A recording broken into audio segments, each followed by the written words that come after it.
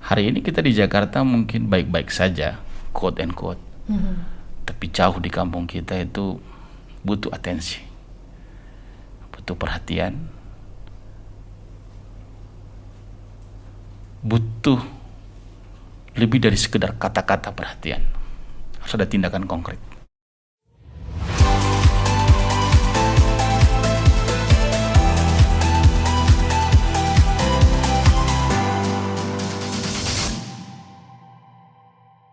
Yahobu, balik lagi bersama saya Citra Zebua di podcast Ononiha Talks, podcast yang menjadi sumber inspirasi Ononiha. Pada hari ini kita kedatangan narasumber yang bisa menjadi panutan bagi kita semua di bagian perdagangan.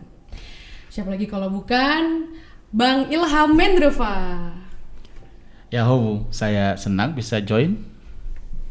Baik Bang, gimana kabarnya Bang? Baik, alhamdulillah, puji Tuhan. Ini hari terang banget ya di luar suasananya. Katanya sih Jakarta lagi polusi, tapi ya kita pinter-pinter lah nyari udara sejuk. Iya betul, berarti di sini menurut Abang lumayan sejuk ya daerahnya. Iya, saya pas masuk pintu gerbang tadi saya lihat suasananya tenang, udaranya juga baik, sirkulasinya saya pikir nyaman ya. Betul, baik. Abang kesibukannya sekarang apa nih? Berarti free ya kesini ya, nggak ada Iya, kita jadwal padat gitu. blocking hari ini untuk spesial untuk Ononiha Talks. Wih, keren. Baik. Kita langsung mulai aja Bang ya. Boleh. Oke, baik. Nah, ini ada foto keluarga dari Bang Ilham Mendrova. Kenapa foto ini yang pertama dikasih lihat? Karena di foto ini kita menunjukkan bahwa ini loh keluarga Abang. Gitu loh. Apalagi kan ada putra, 2 putra ya Bang ya? Iya betul. Ini foto 1 bulan yang lalu. Oh, berarti baru banget nih. Baru banget. Bulan Agustus saya menghadiri wisuda putra pertama saya. Yang berkuliah di Exeter University di Devon, UK. Yang ini ya Bang ya? Yang betul, yang nomor dari sini ya, nomor 3 dari sini. Kalau dari sana nomor 2 gitu. Oh iya betul. Berarti untuk panggilan Ama Rayang. Namanya Rayang. Saya hari-hari dipanggil Ama Rayang. Wah, ini suatu hal yang keren ya, maksudnya anak Abang bisa sampai kuliah di Inggris. Iya. Ini S1 berarti ya? S1. Dia menamatkan studi SMA di Lab School Rawamangun. Lab School. Kemudian dia menyukai beberapa studi khusus tentang mechanical engineering, khususnya yang spesifik di aerospace ya. Kemudian dia dapat scholarship di situ, tapi tidak full. Dia belajar di sana. Kemudian adiknya baru 5 hari yang lalu memulai perkuliahan di Groningen, Belanda. Oh, Yang nomor 2. overseas semua nih ya, anak-anak Abang nih. Mantap. Enggak juga. Ini kan Ononiha generasi apa namanya nih? Ini 4G mungkin ya. Generasi berikutnya itu punya cara berpikir yang berbeda mungkin dibanding saya. Saya tahu mereka tumbuh dalam lingkungan yang tidak seperti kami dulu tumbuh gitu. Ya, keinginan untuk menjadi warga dunia itu menjadi semacam bukan impian, tapi memang bagian dari konsekuensi. Mereka bisa berteman dengan banyak orang, berteman dengan banyak kalangan. Mereka memilih bersekolah di luar, saya pikir sih ya sudah, yang penting betul-betul bekerja, betul-betul sekolah, betul-betul mau menimba pengetahuan. Tapi yang penting buat saya selalu memimpikan generasi itu merantau memang. Karena buat saya berada di perantauan, keluar dari rumah itu bagian dari menguji sekaligus menumbuhkan kedewasaan. Jadi kedewasaan itu dia tidak tumbuh begitu saja. Dia memang harus harus ada eagernya, harus dibentuk, dan dia merupakan hasil dari interaksi kita dengan lingkungan, dengan ekosistem lain gitu.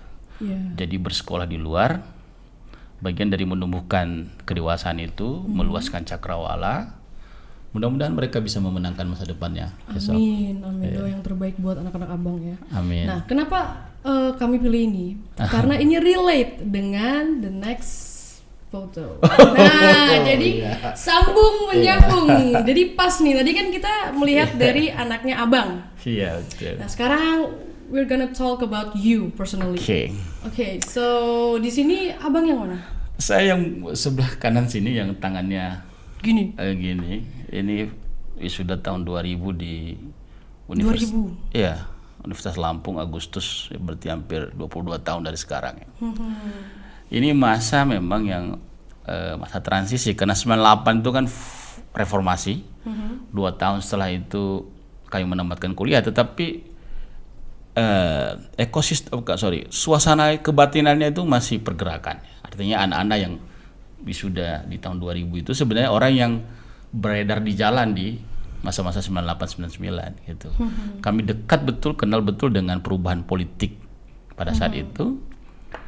Ya, perbincangannya aktual masih seputar-seputar itu. Jadi ketika saya mengangkat tangan kanan ke atas waktu itu sebenarnya bagian dari semacam euforia ya. Oh, kita bebas nih, tamat nih sudah gitu. Nah, saya bareng Werly, Mas Limpa dan Mas Jono. Dari gambar ini kita akan throwback ke belakang. Nah, kita udah alurnya ke belakang ya, Bang ya. Nah, kalau di Nias itu Abang kampungnya dari mana? Saya dari Olora. Olora itu dulu tahun 80-an dikenal sebagai desa pantai. Tapi berangsur-angsur pantainya hilang karena diambil pasirnya oleh sebagian warga yang menjual tambang pasir golongan C. Akhirnya sekarang namanya Desa Olora. Pantai yang tadinya begitu cakep itu jadi ya hilang. Ya, kerusakan lingkungan di sekitar Sungai Olora itu lumayan gitu. Desa Olora itu ada sekitar 12 km dari kota Gunung Sitoli. Di sana rata-rata penduduknya melaut, jadi nelayan begitu. Tapi sebagian penduduknya juga bertani. Sekarang terjadi akulturasi yang luar biasa dengan warga sekitar. Banyak juga pedagang. Kelas menengahnya rata-rata ya berjualan atau mendedikasikan diri sebagai aparatur negara. Abang dulu sekolahnya SD, SMP, SMA di Nias juga? Saya SD tidak di Desa Olora. Saya SD itu namanya SD Luhabause, Kecamatan Tuemberua. Ada cerita dulu itu. Jadi ibu saya kebetulan guru di SD Olora. Almarhum ibu guru SD Olora. Kalau mereka punya asumsi kalau saya sekolah di SD ibu mengajar, mesti anak ini nanti bandel gitu atau manja gitu. Jadi saya di sekolah guru nih. Ya. Jadi saya justru disekolahkan di SD sebelah yang berbatasan kecamatan dengan Gunung Sitoli. Jadi saya mengikuti kegiatan kecamatan itu di Kecamatan Tuemberua, bukan di Gunung Sitoli justru. Tapi di saat itu rumahnya di Olora? Di Olora. Olora itu persis perbatasan antara dulu ya, wilayah administrasi dulu itu antara Kecamatan Gunung Sitoli dengan Kecamatan Tuemberua. Tapi kalau sekarang sudah semua Gunung Sitoli Utara. Itu kan cerita 30 tahun yang lalu kan, 40 tahun yang lalu. SMP di Olora.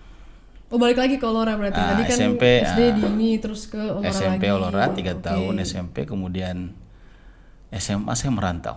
Sendiri? Iya. Sendiri? Merantau, diantar sama orang tua.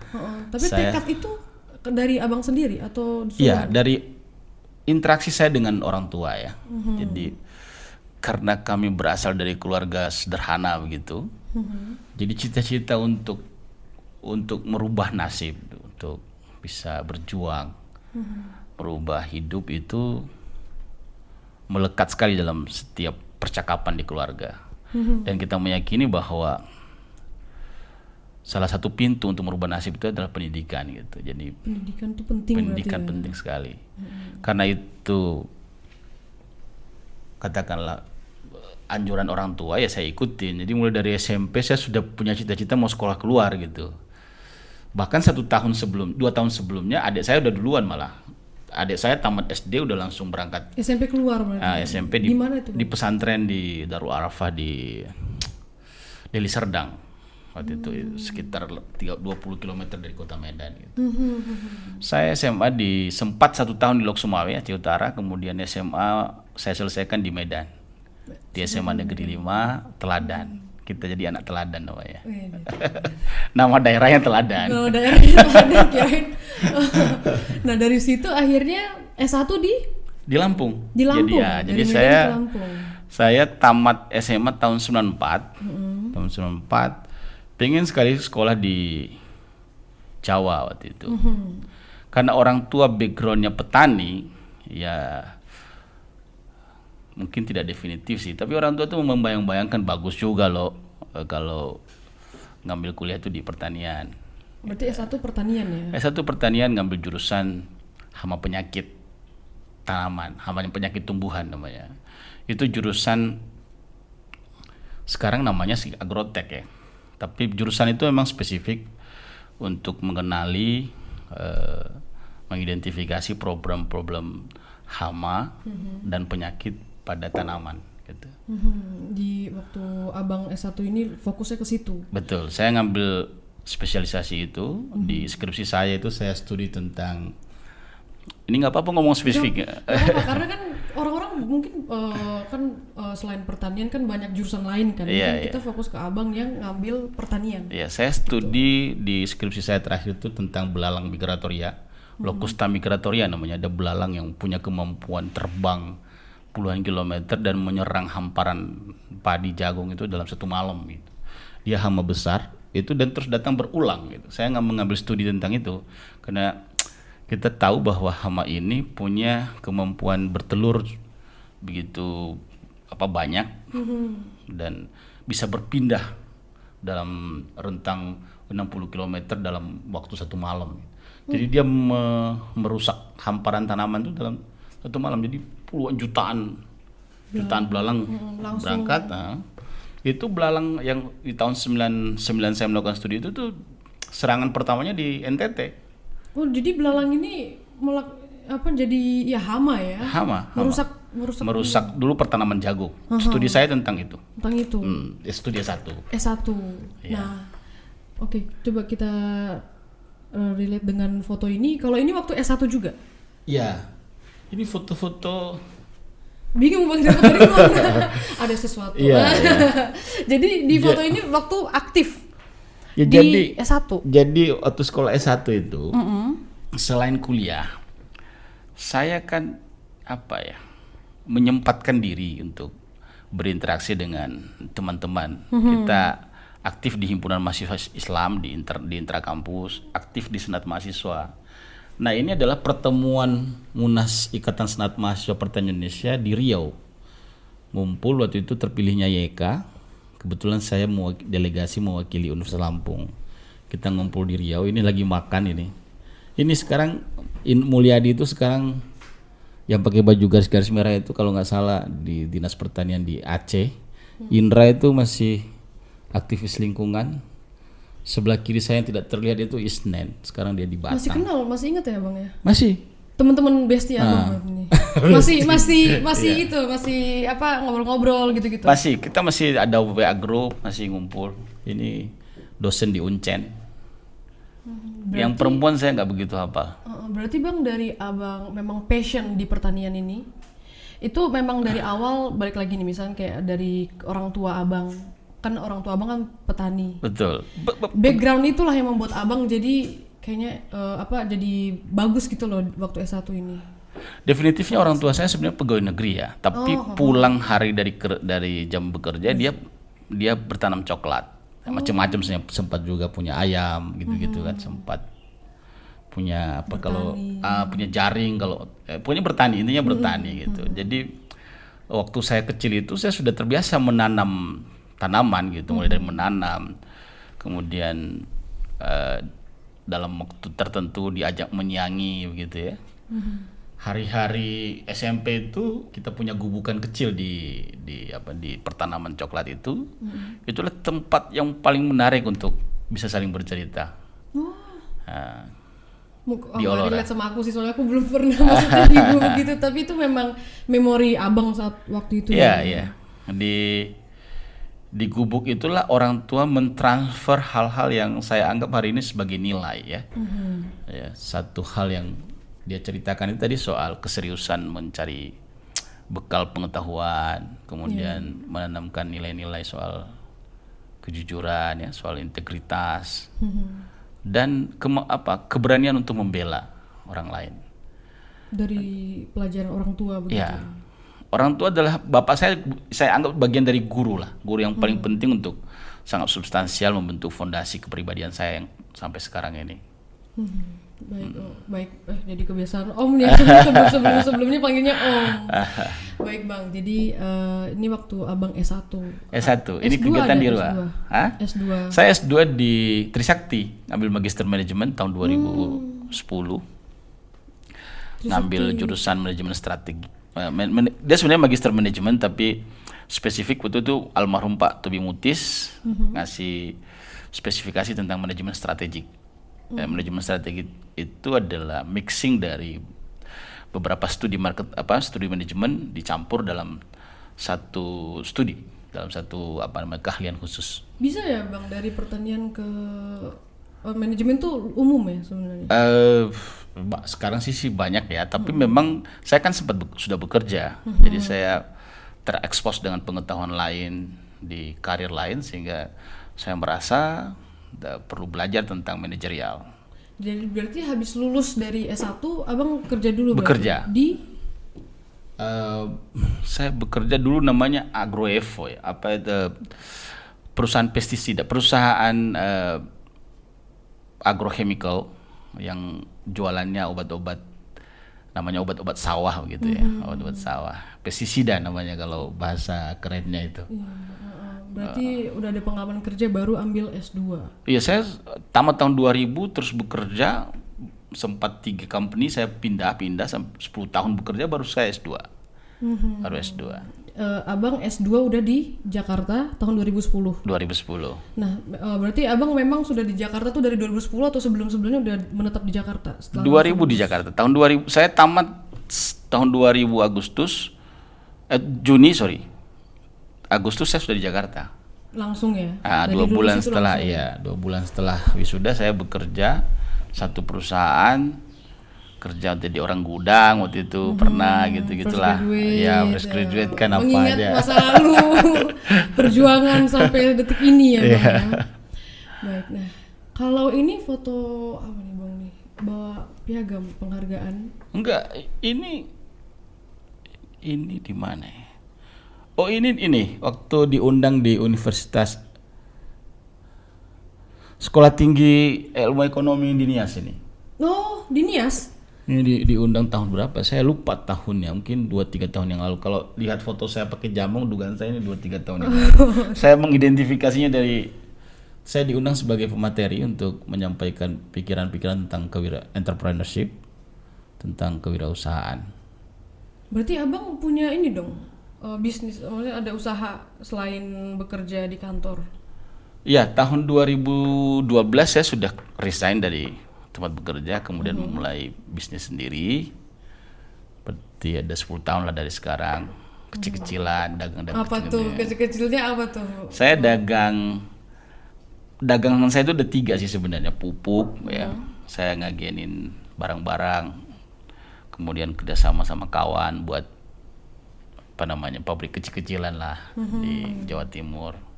Kemudian benih jagung khususnya saya juga dagang, tapi juga nanam jagung. Setiap musim kita supply ke beberapa pabrik benih bubuk, pabrik benih. Kemudian pesticide ini adalah molekul kimia yang digunakan untuk pengendalian hama penyakit tadi itu. Tiga itu, jadi kita sebutnya agrokompleks ya. Materialnya itu untuk yang 3 tadi itu untuk sarana produksi pertanian. Produksi pertanian ya Bang? Iya. Nah dari pengalaman Abang nih, berarti Abang ini memang dari kecil sudah di bagian dari orang tua, dari kampung. Akhirnya Abang juga memang ingin keluar Nias, makanya sekolah di luar. Iya. Habis itu dari situ ke S1 pertanian, lalu juga S2 manajemen begitu. Iya. Nah, berarti bagi para pemirsa di S1 pertanian bisa juga mengikuti jejak Abang. Mana tahu kalau misalkan dari pertanian kan ke manajemen tuh. Iya, iya. Terus mau entrepreneur Iya. apa gimana gitu kan. Prinsipnya sebenarnya kalau mau S1, ini pikiran saya ya, mau prinsip sekolah S1 itu untuk pengetahuan basicnya gitu. Basic ya. Jadi pasca SMA kita punya pengetahuan yang general, kemudian kita masuk ke yang lebih spesifik. Di Fakultas Pertanian saya belajar banyak hal, khususnya di jurusan saya itu kita melakukan pengenalan tentang ilmu-ilmu dasar tanaman, tentang botani, kemudian juga pengenalan tentang taksonomi, ya, penamaan-penamaan tanaman. Sekaligus kita mengenali serangan yang akan mungkin terjadi pada tanaman, gangguan, semacam dokternya lah kira-kira Ya, gitu. dokter tanaman Dokter lah, tanaman. gitu ya. Dari situ ada 3, hama, penyakit, gulma, gitu kategorinya begitu. Nah, ilmu itu yang kemudian saya dedikasikan ketika bekerja.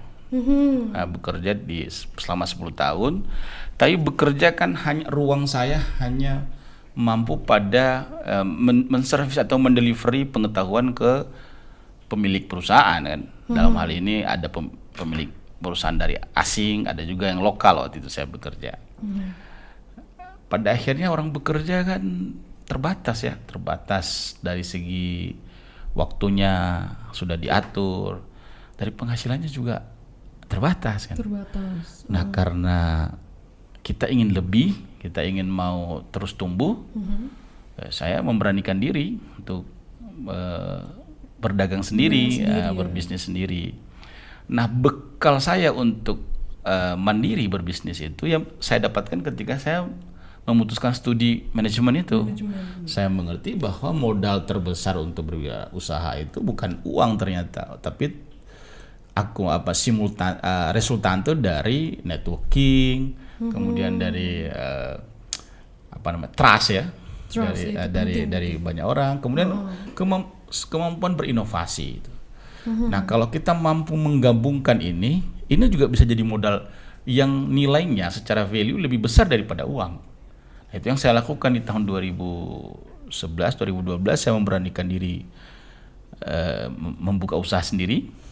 Alhamdulillah, puji Tuhan hari ini saya ngurusin 3 atau 4 perusahaan, bergerak di bidang yang mirip-mirip. Tahun 2020-an ini saya ekspansi untuk ekspor 1-2 komoditi dari Jakarta, dari Dumai sebenarnya ke China. Ya, pelan-pelan aja. Berarti gitu. Memang dari cerita Abang sih aku terbuka juga sih, bagus itu Bang, maksudnya keren gitu kan. Aku selama ini mungkin jarang mendengar kayak misalkan Abang udah ada 4 perusahaan yang sedang dipegang dan yang lain, wirausaha lah begitu ya. Iya. Ini waktu lagi kerja di perusahaan saya Abang enggak, sendiri. ini saya sudah jadi pedagang. Sudah jadi pedagang. Saya memilih terminologi pedagang dibanding pengusaha ya. Beda ya? Enggak, saya sering menggunakan terminologi pedagang karena secara kapital saya kan tidak besar. Kemudian yang kedua, relatif nyampai di pikiran orang gitu. Kalau saya mau sebut pedagang itu kan kita mentransfer bukan hanya barang tapi nilai. Betul. Ya. Nah, ketika kita mentransfer barang dan nilai itu kan ada selisih itu. Itu yang kita kenal sebagai margin. Orang menyebutnya untung gitu kan. Nah, jadi itu yang kita lakukan. Nah, pernah pada satu masa saya menjadi distributor di PT Pioneer. Pioneer ini adalah American company yang memproduksi benih-benih jagung. Foto ini ketika kita launching varietas P36. Apa itu Bang?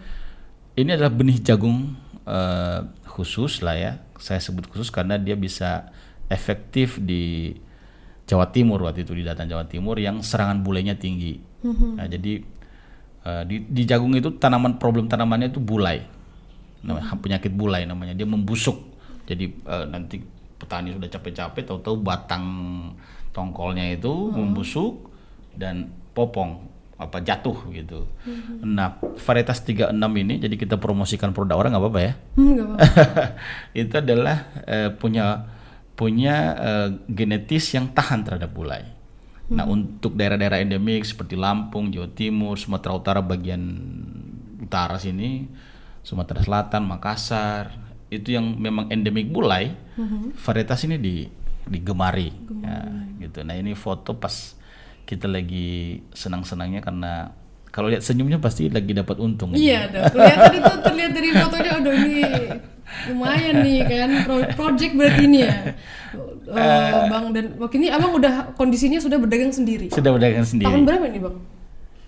Itu kan saya 2017 atau 2018 Berarti ya. baru 2007. 4 Baru. tahun. Kalau lihat gemuknya sih baru ini. Nah, ini juga sama di tahun segitu juga. Jadi belajar sama multinational company. Kebetulan Pionir ini kan multinational company dari Amerika ya. Kita itu tidak hanya terlibat dalam perdagangannya, tapi juga belajar riset. Kita ini kalau tidak salah sedang melakukan studi tentang pemuliaan varietas baru. Saya terlibat sebagai tim karena memang background saya tadinya dari pertanian kan. Betul. Nah, saya terlibat ini dengan teman-teman Bappenas sebenarnya ini, karena kita sedang membuat roadmap tentang cadangan benih nasional. Jadi kita ingin merancang, karena memang problem kita di pertanian salah satunya soal benih ya, salah satu ketersediaan benih-benih unggul ini. Nah, ini kita ada di Yogyakarta sedang melakukan studi tentang itu. Ini yang pakai topi-topi orange ini itu abang yang ini ya? Iya, itu yang pakai topi orange juga. Ya, pakai topi orange juga. Jadi kita lagi melakukan studi di lapangan melihat benih unggul yang dulu itu varietasnya belum kita sebut nama apa gitu.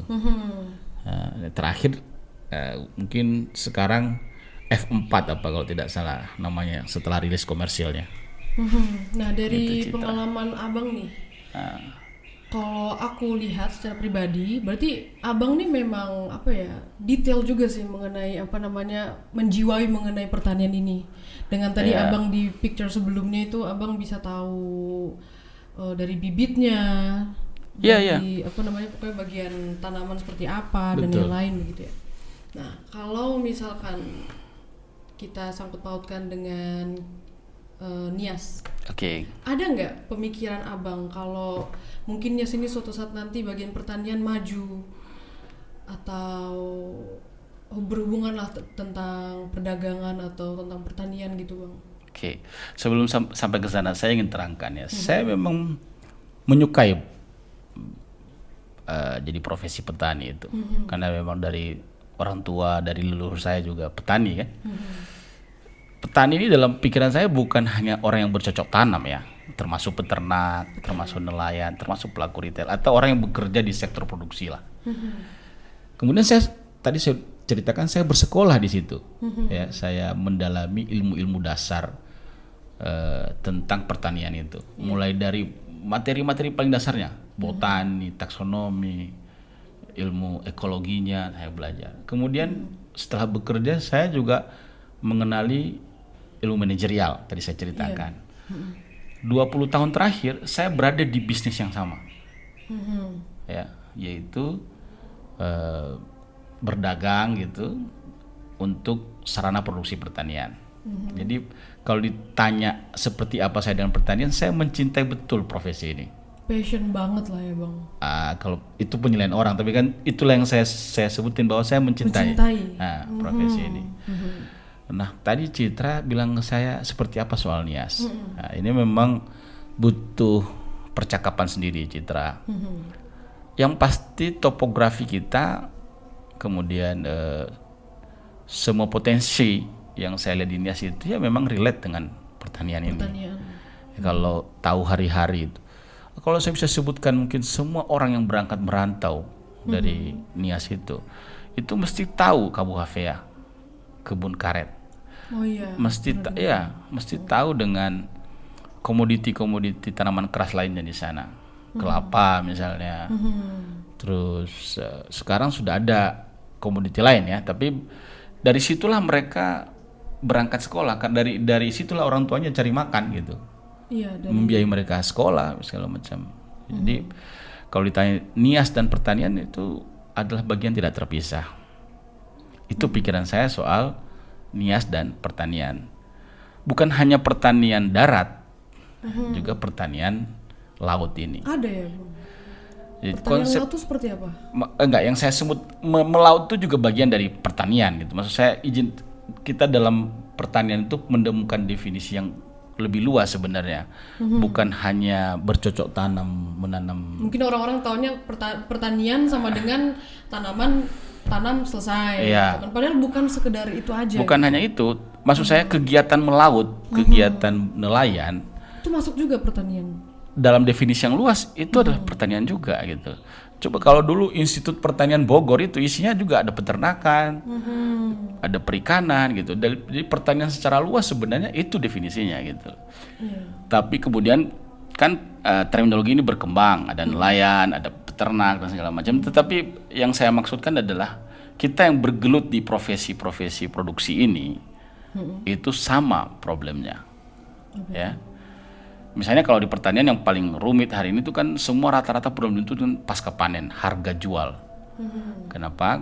Biasanya harga jual itu kita nggak nyaman karena selalu lebih rendah dibanding biaya produksi. Ya, kita selalu, misalnya yang paling inilah harga karet.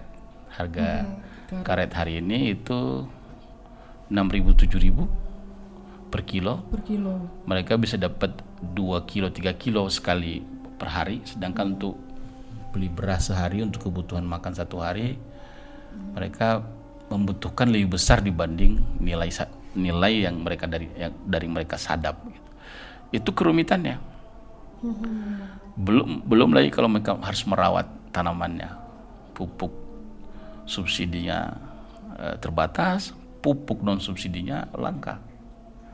Jadi ini kerumitan yang saya pikir nggak bisa juga dikerjakan hanya dengan modal keinginan untuk membantu, nggak bisa. Itu harus dipikirkan matang-matang sih. Butuh intervensi negara, butuh intervensi politik yang lebih serius untuk memberikan pembelaan terhadap petani ini. Jadi ngobrolnya serius ya, nggak apa-apa. Nggak apa-apa. Ya. Jadi memang abang juga selain memang mencintai mengenai pertanian dan hal itu, akhirnya menurut abang salah satu untuk memajukannya, salah satunya masuk ke politik juga untuk melakukan hal itu semua. Ya, kalau persinggungan saya dengan politik udah lama, Citra, sejak kuliah ya. Tadi saya lihat foto wisuda saya itu saya masih ngangkat tangan itu. Di kuliah saya aktif sebagaimana mahasiswa lain zaman itu.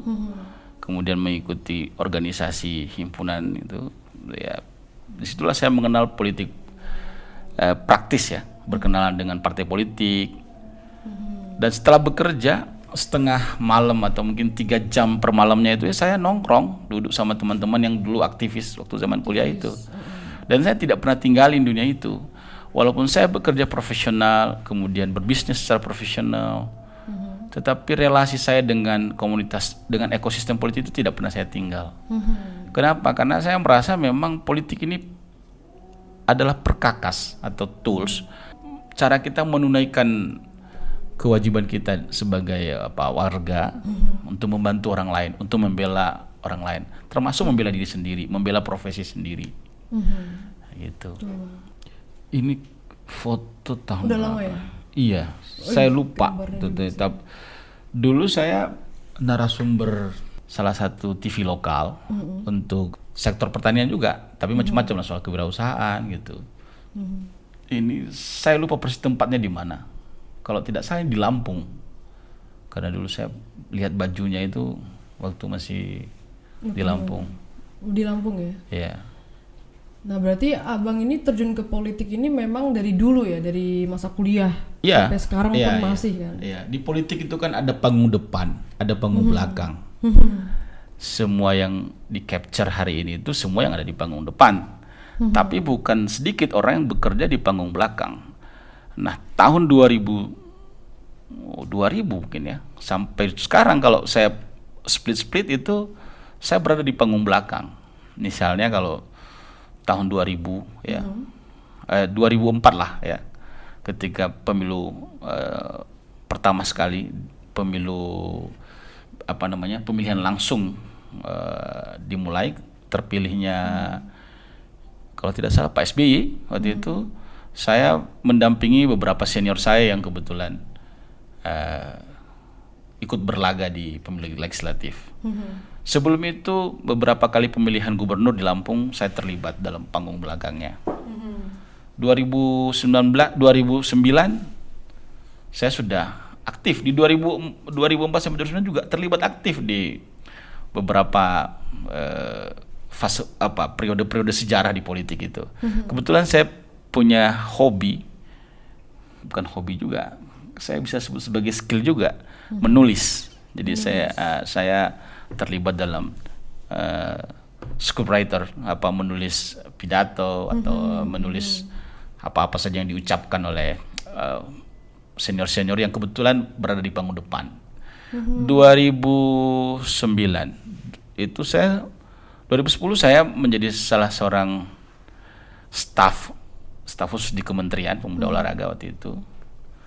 Kemudian 2015 pernah mengikuti kontestasi pilkada di Nias.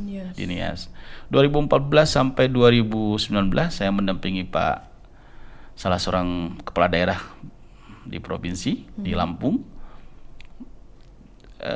mendampingi beliau hari-hari dalam konteks menjalankan pemerintahan daerah di level provinsi. 2019 saya mengikuti pemilihan legislatif juga, belum beruntung. Dan 2020 saya mendapatkan kepercayaan menjadi salah satu deputi di Dewan Pimpinan Pusat Partai Demokrat, sebagai deputi Bakomstra sekarang, Badan Komunikasi Strategis yang bekerja hari-hari untuk memutuskan keputusan-keputusan strategis atau metode-metode strategis atau hal-hal yang berkaitan dengan komunikasi publik dan public relation partai. PR. 2024 alhamdulillah saya ditugaskan di 2023 ini, saya ditugaskan sebagai calon anggota legislatif di Dapil Sumatera Utara 2, nomor urut 1 dari Partai Demokrat. Wah, mantap Bang. Nah, ini jadi kampanye kita ya. Nah, tapi gini Bang, kan Abang udah ada pengusaha nih, Yes. usaha. Yeah. Di samping juga Abang politik main juga. Iya. Kenapa masih berpolitik? Sedangkan kan kalau misalkan orang biasa aja nih, Iya. ya udahlah wirausaha aja lah, nggak usah itulah capek. Mungkin kan politik juga kan butuh biaya, butuh ini itu dan yang lain. Gitu. Kenapa Abang masih ke politik? Apakah dengan masuk politik ini bisa berdampak dengan Nias kah? Atau Abang secara pribadi atau apa? Betul. Gitu. Pertanyaannya kira-kira kalau saya rumuskan, kenapa masih sudah berbisnis, kenapa masih politik gitu kan? Ya jadi saya jawabannya sederhana, Citra. Itu saya menyebut diri saya sebagai lucky man ya.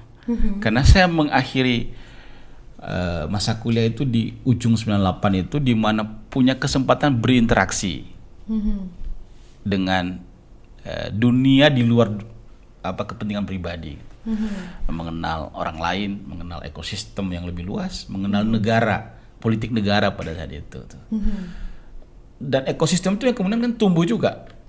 Nah, problemnya adalah karena saya merantau dalam suasana ekonomi yang sangat sederhana, kan saya nggak boleh menggantungkan diri sama orang lain. Iya, betul. Kemudian saya juga belajar tradisi politik di Amerika. Gitu. Orang yang bekerja di politik itu adalah yang telah selesai dengan dirinya. Maksudnya seperti apa tuh? Ya artinya dia mampu memenuhi kebutuhan politiknya. Karena politik ini kan bukan barang murah. Dia juga kegiatan yang berbiaya gitu. Jadi saya membayangkan politik itu kalau dikerjakan, tetapi bergantung kepada orang lain, kepada sistem lain, kepada hal-hal lain di luar dirinya, independensinya hilang gitu. Itulah saya memutuskan saya bekerja pertama untuk memenuhi kebutuhan pribadi saya, keluarga, sekaligus karena waktu itu orang tua masih hidup, ya sekaligus mengirimkan kebanggaan kepada orang tua gitu. Nah itulah saya bekerja. Tetapi untuk hilang atau terpisah dari politik nggak bisa. Karena 98 itu adalah persemaian benih politik yang mungkin varietas unggulnya di zaman itulah. Jadi kita yang terdedah politik di zaman itu kan berinteraksi dengan materi-materi ideologi, berkenalan dengan orang-orang aktor-aktor langsung di politik. Nah itu kan ekosistem yang tidak bisa terpisah begitu aja. Nah saya menyadari bahwa berbisnis, berpolitik ini bukan hal yang tidak saling membunuh, tidak kanibalisme gitu, tidak saling membunuh. Ya udah saya kerjakan saja dua-duanya. Toh politik kan tidak hanya menyediakan ruang, tidak hanya menyediakan panggung depan. Politik juga ada panggung belakangnya. Di selama 20 tahun terakhir saya mengambil spesialisasi di panggung-panggung belakang di dalam setiap event politik. Contohnya seperti apa, Bang? Spesialisasinya? Saya sih lebih kepada menulis. Kemudian kerja-kerja kreatif. Seperti? Termasuk seperti yang kamu punya ini sekarang gitu. Bikin konten lah. Bikin konten untuk publik, untuk kandidasi juga. Untuk kandidasi. Kemudian yang rumit itu kan merumuskan tema dalam politik itu. Iya, betul. Setiap event perjuangannya itu kalau orang nggak punya narasi itu kan untuk apa di politik? Nggak ada yang diucapkan, nggak ada yang dicakapkan gitu. Politik itu kan bukan soal gaya-gayaan, tapi kan ada tema yang diperjuangkan kan, ada narasi yang mau diucapkan dan dikerjakan, terukur dia, dan itu harus menyentuh hal-hal paling mendasar dalam kehidupan berwarga, kehidupan bernegara gitu. Nah, orang yang berada di panggung depan itu aktor gitu di politik. Dia disupport oleh supporting system di belakangnya. Gitu. Nah, supporting system ini bukan satu orang, dia sekelompok orang gitu. Nah, itu yang bisa relate bisa mengakomodir orang-orang yang tadi itu kayak saya yang kebetulan punya profesi bekerja di swasta, tapi juga punya ketertarikan atau punya minat gitu. Dan sampai sekarang itu masih ada. Hari ini yang kita lihat di TV, kita lihat di podcast itu kan bukan tunggal, bukan orang yang kita lihat sendirian gitu. Dia disupport oleh supporting system yang besar sekali di belakangnya. Dan itu juga politik, cuman dia panggung belakang kan gitu. Nggak semuanya tuh dilihatkan ke publik juga gitu loh. Pasti ada yang di belakang meja lah gitu. Oke, nah ini Bang, kan Abang tadi bilang kalau Abang masuk ke caleg untuk dapil di Sumut 2 ya. Iya. Nah, denger nih. Kan ada 9 Ononiha yang dari data saya 14. 14? Lebih banyak lagi ternyata. Iya. Nah, tanggapan Abang gimana? Saya bergembira ya dengan jumlah yang banyak ini. Artinya partisipasi publiknya besar. Kemudian partai politik di level nasional menangkap sumber daya politik dari Ononiha sebanyak itu kan gitu. Nah, kita memang ada dua diskursus tentang ini. Ada yang melihat bahwa ini kebanyakan. Bagaimana mungkin 540.000 pemilih mendukung 14 orang ini gitu loh. Iya. Apa nanti nggak gagal? Ada pikiran seperti itu. Tetapi kalau kita pakai pikiran optimisme, Dapil Sumatera Utara 2 itu 3,2 juta orang, bukan hanya ada di Pulau Nias. Ya kan Sumatera Utara ya. Iya, mulai dari 5 kepulauan di Nias, ada di Tapanuli bagian selatan itu ada 3 kabupaten, 5 malah, termasuk Padang Lawas Utara. Kemudian Labuan Batu Raya, Labuan Batu Utara Selatan dan Labuan Batu Utara. Kemudian di Tapanuli Tengah, Kumbang Hasundutan, Toba, Samosir, Tapanuli Utara, Tapanuli Tengah, Tapanuli Tengah dan Sibolga. Jadi nggak boleh juga kita berpikir bahwa 14 orang ini cari pemilihnya hanya di 540.000 itu ya, kalau itu nggak ketemu rumusnya gitu. 14 Ononiha ini ya. Iya, kalau bisa 14 orang ini betul-betul bekerja juga saling untuk ya, bukan mencari pemilihnya itu tidak boleh hanya di Nias gitu.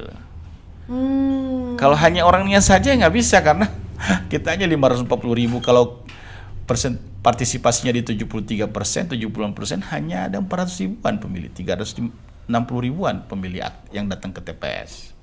Itulah yang menjadi kekhawatiran dalam percakapan-percakapan hari ini gitu. Nanti kalau 14 orang gimana mau jadi gitu loh. Lagi hot nih perbincangan itu ya 14. Iya, ini semacam kritik dari publik yang melihat kegagalan kita di pemilu 2019 yang lalu, tidak ada satupun perwakilan yang dari Dapil Sumatera Utara 2. Gitu. Kalau saya melihatnya berbeda. Saya merasa justru dengan banyaknya warga, dengan banyaknya sumber daya politik yang ikut kandidasi ini, artinya ada penghormatan terhadap keterwakilan orang Nias. Ini dibalasnya atau diresponnya nggak boleh hanya sekedar ikut kandidasi, juga harus betul-betul bekerja sungguh-sungguh untuk melayani kepentingan Sumatera Utara 2, bukan hanya sekedar kepentingan Ononia, walaupun basis sosiologisnya adalah warga di Kepulauan Nias. Gitu. Karena Sumatera Utara kan banyak juga kan, gak hanya orang Nias Iya, juga. orang Nias yang ada di luar Nias juga banyak.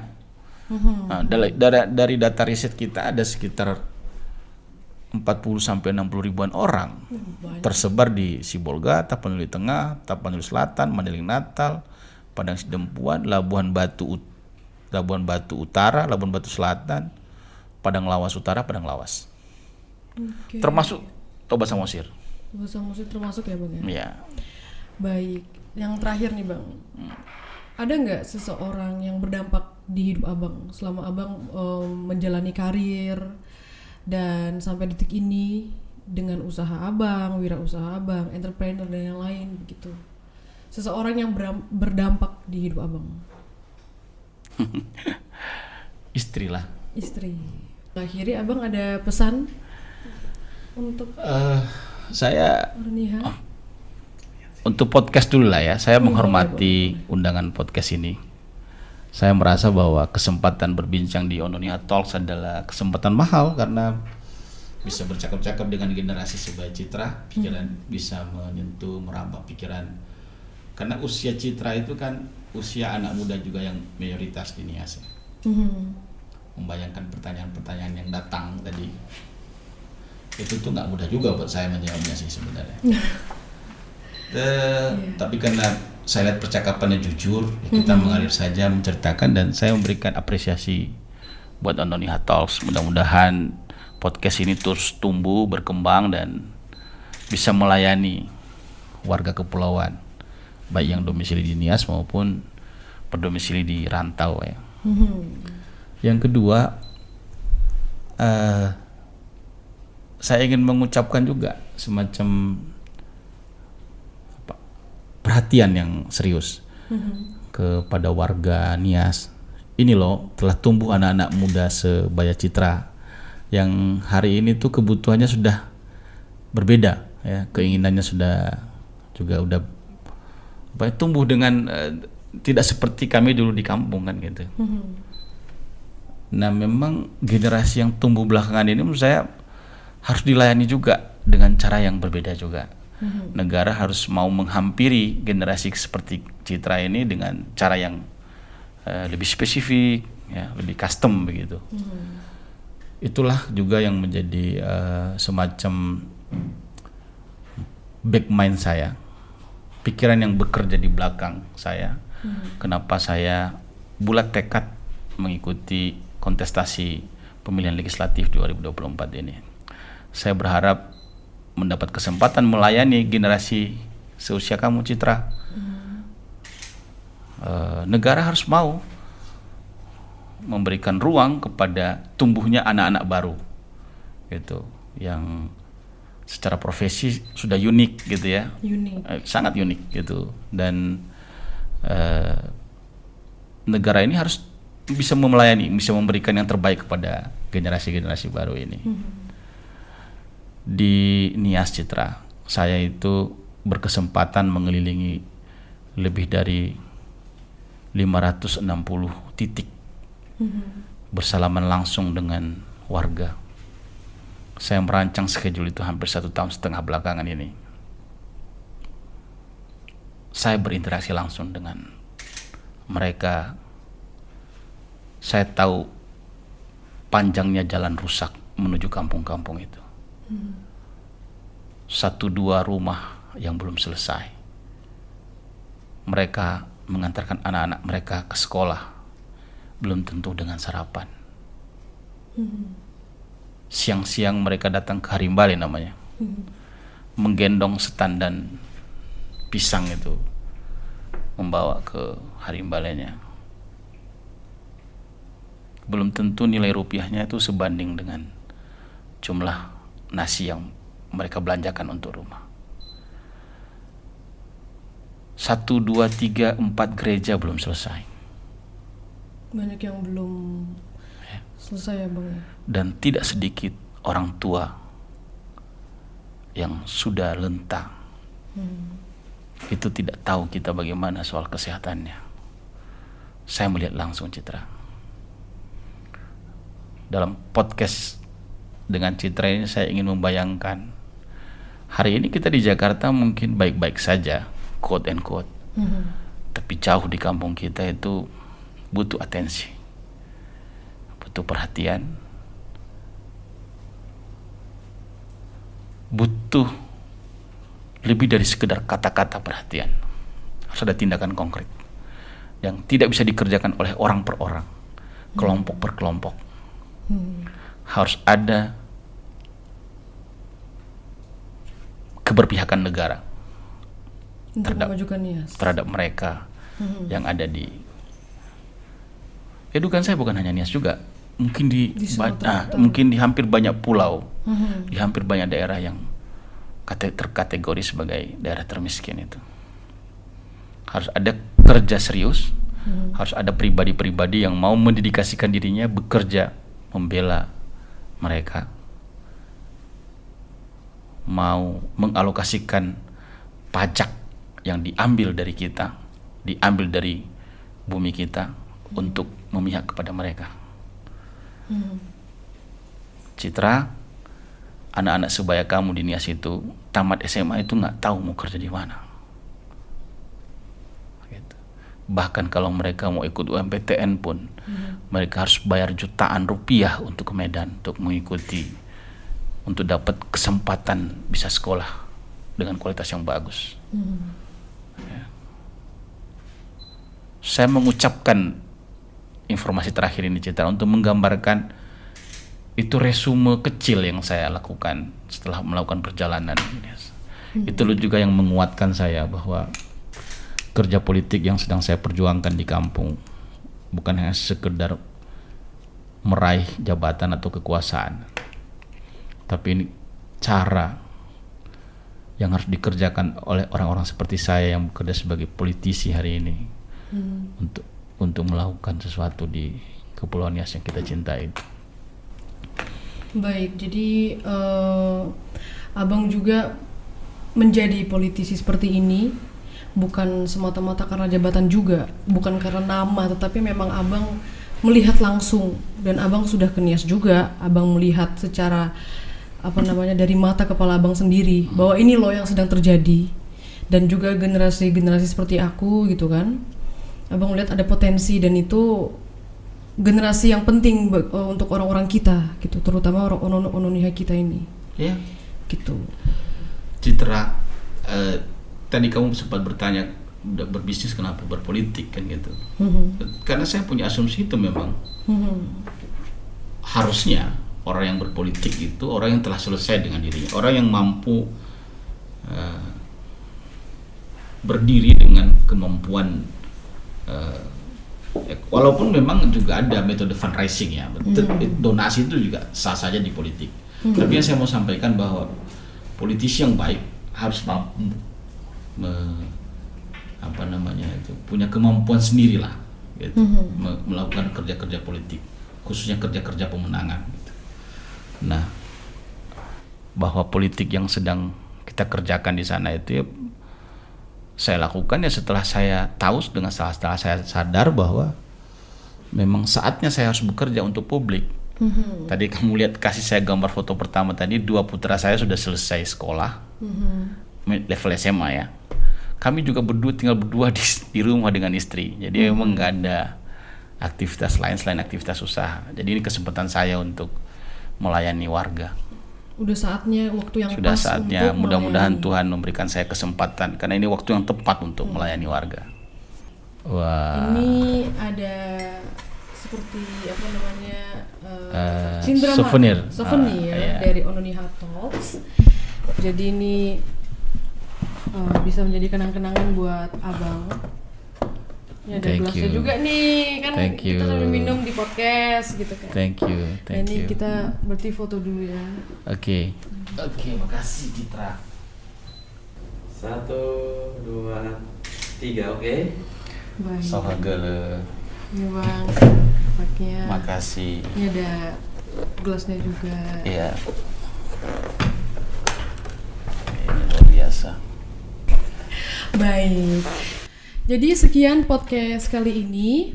Jadi untuk para pemirsa yang sedang melakukan kegiatan kuliah di pertanian dan apapun itu jurusannya yang mungkin ingin mau masuk juga ke politik dan ingin mengharumkan nama Nias dan juga Sumatera Utara atau apapun itu, kita bisa lihat dari narasumber kita kali ini dari Bang Ilham Mendreva.